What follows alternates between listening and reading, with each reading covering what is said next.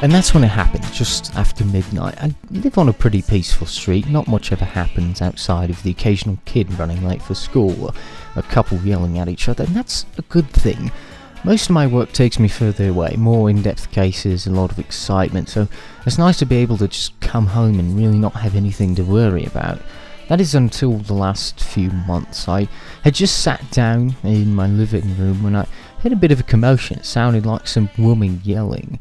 So I decided to look outside, and I saw Christopher Boone, this kid that lives across the street from me, was in her yard looking at something. I couldn't see what, and that seemed like it was it. But then a couple of minutes later, a police officer came by, and they just were talking to each other. The police officer decided to start raising his voice, and when he tried to handcuff Christopher to put him in his car, Christopher punched him in the chest, and that was immediately it. He took him to the police station, which was expected. And it seems like nothing else happened after that, until about a week after. It was about 2 AM, I should have gone to bed by then, but I heard a bit of a noise, like some doors opening. I went outside to check, and Christopher Boone was leaving across the street to his neighbour's house. And it wasn't just him, he was carrying his pet rat's cage. Pet rat's named Toby. It's not unusual to see him with Toby, but for some reason it was at 2 in the morning, which made no sense. And even weirder, a couple minutes after that, he walked back across the street to his house and heard some glass shattering from his back windows. I wasn't really sure what happened, but after that he went to his school and then went to the nearest train station. I've learned from his father and his friends that he likes model trains. It's something that eases his mind, so I thought he was just going to the train station to, I don't know, calm down from whatever had happened to him. But as soon as he got there, he began taking the route into London, so I decided to follow him. And by the time he got to the outskirts of London, he ended up at this train station, and he was there for quite a few hours. His pet rat had gone missing. Now, it had landed on the track, so he hopped down to take care of it and get it back up onto the platform. But there was a train coming, so naturally, a man with very nice looking socks from the sidelines decided to yell at him a couple times to tell him to get off the tracks, to warn him.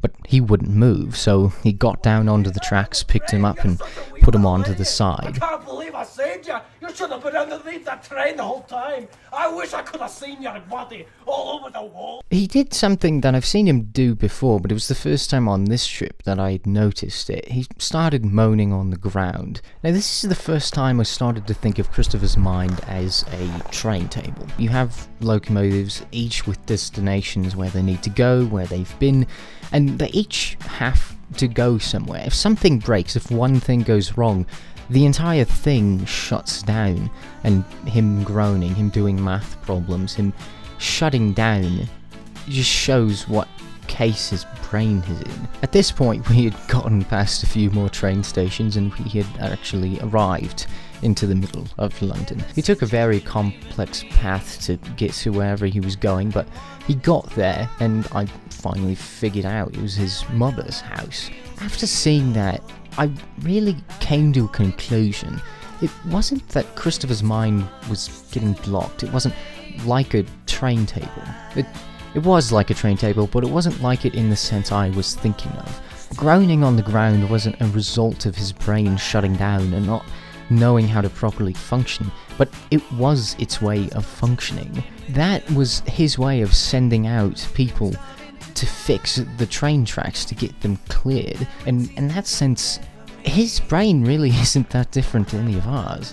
It's pretty much the exact same, it's just how he deals with problems are a bit different. Instead of going out to play golf or cricket, he just sits on the ground and tries to avoid his problems through making his own noise in his head. I think what I learned most from observing Christopher wasn't that he was so different, but in his differences, he was so similar. What I've learned through this story is that people like Christopher aren't so different, but their differences make them similar. And I think it would be nice if more people could really understand.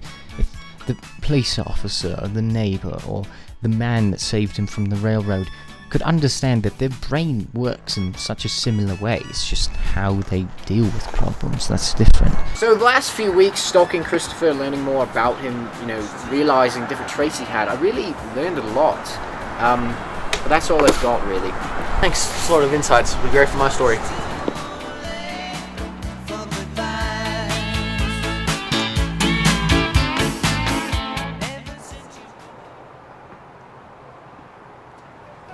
What are you all doing here? Alright, start screaming.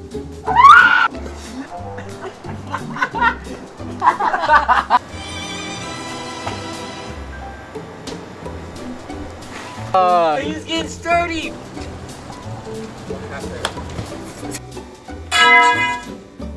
Yeah! Is it not recording? It's recording. It's recording? Unrecorded.